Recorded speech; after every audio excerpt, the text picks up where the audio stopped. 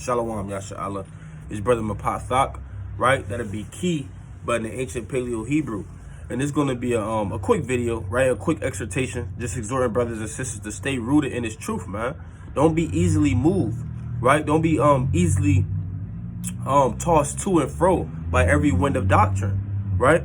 You have to be established and rooted in this thing. You understand, right? A tree that's rooted into the earth is not going to be easily rooted up, man. Right? A plant that's rooted into the earth is not going to be easily plucked up. You understand? So we have to be rooted in this thing, right? So this is going to be a quick video. And I want to give all praise, honor, and glory to the Most High God Yahweh by Hashem Yahweh Shai.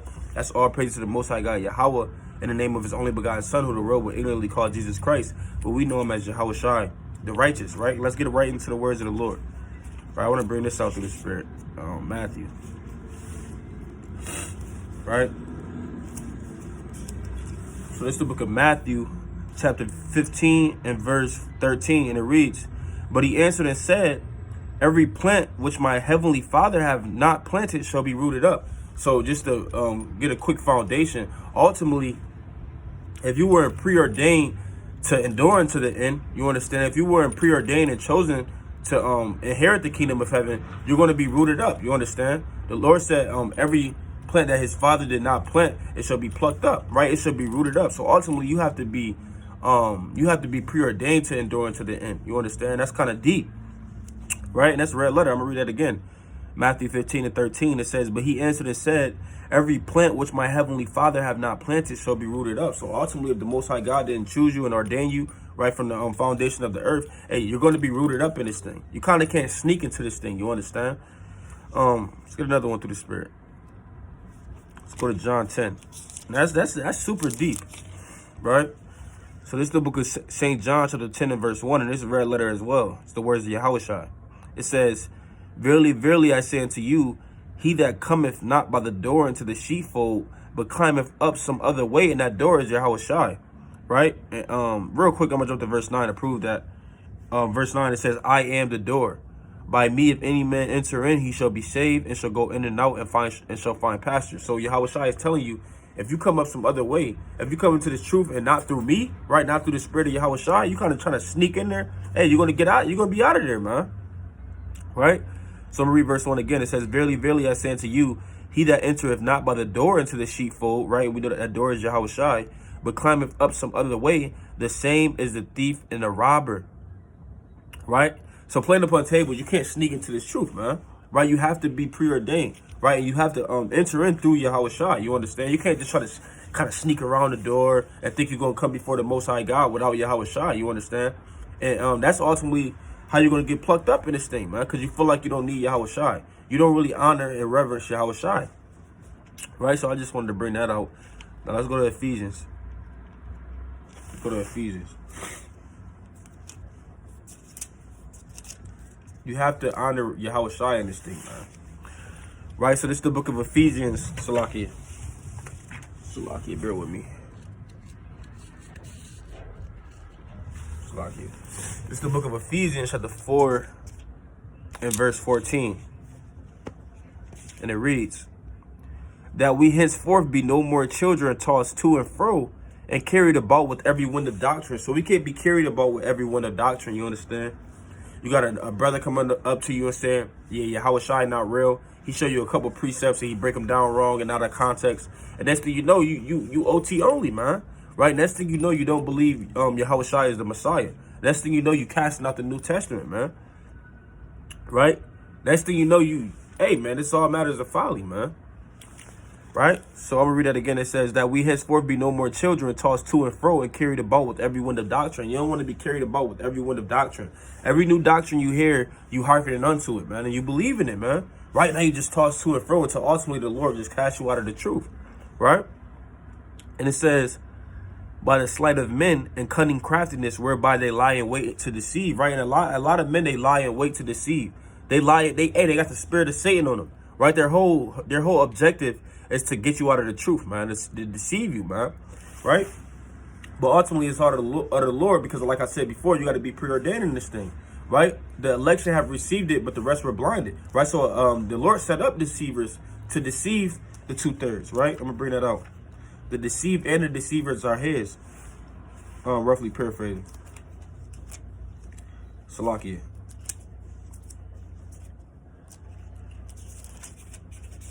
Let's bring this up. This Job chapter 12 and verse 16. It says, with him is strength and wisdom. So with the Most High God is strength and wisdom.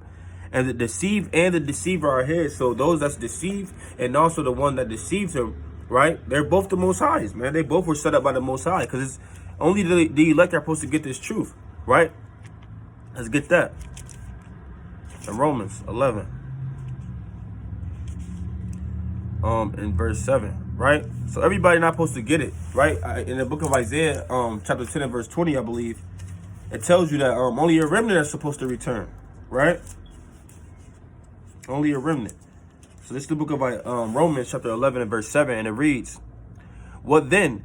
Israel have not obtained that which he seeketh for, but the election have obtained it, and the rest were blinded. So the election are going to get the understanding thereof. The election are going to understand the importance of Yahushua. The election are going to endure unto the end, right? The election are going to hearken unto the words of the Lord, right? They're going to believe him, right? With all their heart and with all their soul, right? But the rest, they're blinded, man. That's thus said the Lord. That's plain. Let's go to Colossians. So that's why you have to be rooted in this thing, right? You have to pray that the Most High God allow you to endure unto the end if it's according to his will, right? You got to be steadfast in your understanding, man. Because a lot of people, I believe it's somewhere in Acts where it says how our people were just so eager to hear the next new thing, man. Right, the next new doctrine. It's still like that today. Everybody want to make that next new fresh big doctrine, man. Right, and you got Jake that's looking to hear it, man. They want to hear something new. They're tired of the same old thing. They're tired of being steadfast in what they learned 7 years ago. They want to hear something new, man. That's Jake, right? So this is the book of Colossians chapter 2 and verse 6, and it reads, and as you have therefore received Yahushua the Lord, so walk ye in him. So if we have received Yahushua, we have to walk in the spirit of Yahushua. It says rooted and built up in him. And you have to be rooted and built up in this thing. Man, you have to really be rooted into this truth, man. Right? And it says, as you have been taught, abounding therein with thanksgiving. And the point is, and you got to be rooted in Yahushua. You have to be rooted in this word. You understand? I mean, you have to always be in it. You should always be thinking about it, man. Right? Hey, man, you got to be rooted in this thing. Let's go to Matthew 13. And, so this is the book of Matthew, chapter 13, and verse 6, and it reads, I'm going to get verse 3, right? It says, and he spake many things unto them in parables, saying, behold, a sower went forth to sow. And when he sowed, some seeds fell by the wayside, right? And that sower represents this word, Yahushua, or really whoever's just teaching this word, you understand? But on the chief level is Yahushua, right? It says, and when he had sowed, some seeds fell by the wayside, and the fowls came and devoured them up, right? And it says, some fell upon stony places where they had not much earth, right? And forthwith they sprung up because they had no deepness of the earth, right? And those that are receiving that seed represents men, because we're likened unto trees. We're likened unto branches in the vineyard. You understand? Right? And you don't want to be this man right here. I'm gonna read it again. It says, and some fell upon stony places where they had not much earth, right? And it says, forthwith they sprung up because they had no deepness of earth. So it wasn't rooted. You understand? It had no deepness of earth. It wasn't rooted, established in the in its faith, man. Right? And it says, and when the sun was up, they were scorched, and because they had no root, they withered away. You see that they didn't have any root. You understand? They didn't have any deepness into the earth, man. Right? You could be easily plucked up. You might just kick that damn tree and it's gonna fall over. Right? You might just kind of pluck that leaf and it's gonna be unrooted, man. Right? That's how you don't want to be that man in this truth. You don't want to be that sister in this truth. You understand? You got to be rooted and established in this thing. So, Lakia, I kind of got to blow my nose real fast.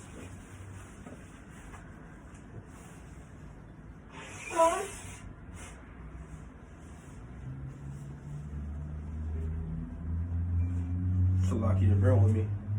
Let's bring this out as Sirach. So, Lakia, it's the book of Sirach, chapter 5 and verse 9. And it reads, winnow not with every wind and go not into every way, right? So it's going into the same thing we read about in Ephesians 4, right? Winnow not with every wind, right? Don't believe everything you hear, man. Every time a new doctrine is coming out, you believe in it, man, right? Everything everything your favorite teacher say, you believe in it, man, right? Your favorite teacher can say, hey, we OT only now, and you're gonna believe it, man, right? Don't be, hey, the Lord said there's gonna be false prophets raised up in the last days that if it were possible, they could deceive the very elect. So you got to be established on what you believe in. You understand? Have to be established in the faith. And it says, for so doeth the sinner that have a double tongue. In verse 10 it says, be steadfast in thy understanding and let thy word be the same. So you want to be steadfast in the things that you learn. Be steadfast in what you believe in. You understand? And let your word be the same. Right? So you shouldn't say today you believe in Yahushua and then tomorrow you don't believe in Yahushua, man. Right now your word not being the same. Right? Today you believe in the chariots, and then tomorrow you don't believe in the chariots no more, man. Right? That's off. You're not being steadfast in your understanding. Right? Today you believe Yahushua is a so-called black man, and tomorrow you believe in that he's a white man again, man. Right? That's not being steadfast in what you understand and what you believe. Right? So I'm gonna read that again, verse 10. It says, be steadfast in thy understanding and let thy word be the same. So you have to be steadfast in what you understand and let your word be the same. Right?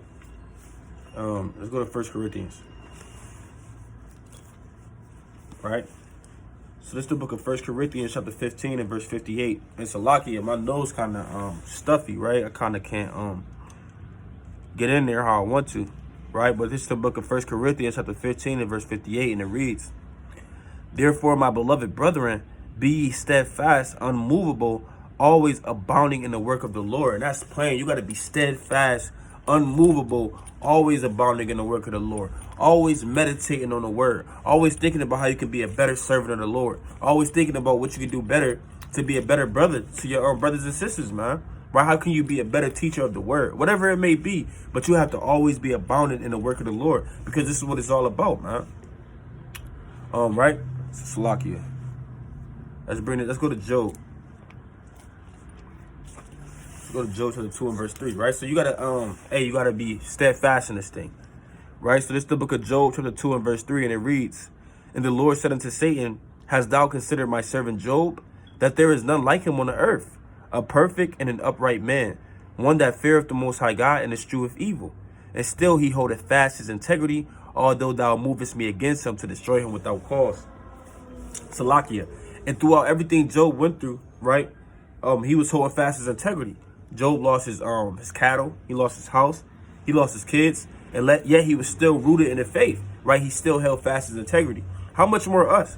We deal with little spirits on the left-hand side. We deal with slothful demons. We get sleepy when we're ready to read, right? We deal with lust, right? Now you're ready to fall out the truth. Oh my God, this lust is just too much, right? I can't deal with the lust, right? I need to go back into the world so I can fulfill the lust of my flesh, right? We deal with these small things, but Job was dealing with things on a much more higher level, and yet he still kept his integrity, right? So we have to keep our integrity in this thing, man, and we have to stay rooted in the faith no matter what, right? Let's go to Luke,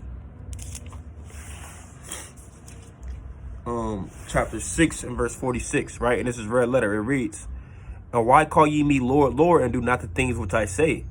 Whosoever cometh to me, heareth my sayings, and doeth them, I will show you to whom he is like. He is like a man which built an house, and digged deep, and laid the foundation on a rock. And when the flood arose, the stream beat vehemently upon that house, and could not shake it, for it was founded upon that rock. So this wise man, right, he was rooted, you understand? I'm gonna read that again. It says, he is like a man which built an house, and digged deep, right? So he digged deep, right? He really got in there, and laid the foundation on the rock. When the flood arose, the stream beat vehemently upon that house and could not shake it, because it couldn't shake him, right? You can't shake that man that's rooted into this truth, that's rooted in the faith. You can't try to whisper in his ear false doctrine. You can't, no matter how many trials and tribulations go through, he can't shake him, man. He's going to be rooted, right? It says, for it was founded upon a rock. But he that heareth and doeth not, it is like a man that without a foundation built a house upon the earth. So this other man, this wicked man who hear the words of the Lord and he don't do them, right? He's not really rooted in this thing, right? It says, is like a man that without a foundation. So he built a house without a foundation, built a house upon the earth, against which the stream did beat vehemently, and immediately it fell, and the ruin of that house was great. And that stream, right, that rushings of water could represent the nations coming against that man, could just represent destruction, right? Trials and tribulation, right? And that man couldn't take it. He wasn't really rooted in this thing. You understand? So you have to stand stiffly in this truth. Salakia, my nose is killing me right now, right? But we're gonna still bring out the words of the Lord. This second Ezra chapter 4 and verse Salakia, chapter 2 and verse Salakia, second Ezra chapter 2 and verse 42, and it reads, "And I Ezra saw upon the Mount Zion a great people, whom I cannot number, and they all praise the Lord with songs." Right. So this is Ezra seeing Israel, right, after Yahushua and the angels beamed them up, and now they're on Mount Zion, right, after they were delivered from captivity in his second Exodus, I would say, right.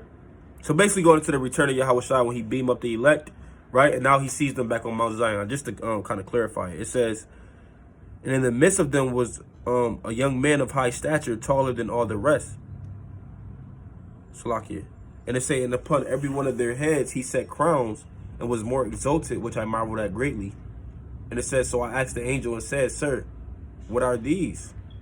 Right? And it say, Salakia, it say, "He answered and said unto me, These be they that have put off the immortal," Salakia, "put off the mortal clothing and put on the immortal, and have confessed the name of the Most High God. Now are they crowned and receive palms." Right? It says, "Then said I unto the angel, What young person is it that crowneth them and giveth them palms in their hands? So he answered and said unto me, It is the Son of the Most High God, whom they have confessed in the world." So it was Yahushua placing crowns on the elect. Right? And it says, "Then began I greatly to commend them that stood so stiffly," Salakia, "so stiffly for the name of the Lord," man. So we have to be, Salakia. My nose is killing me right now. Right?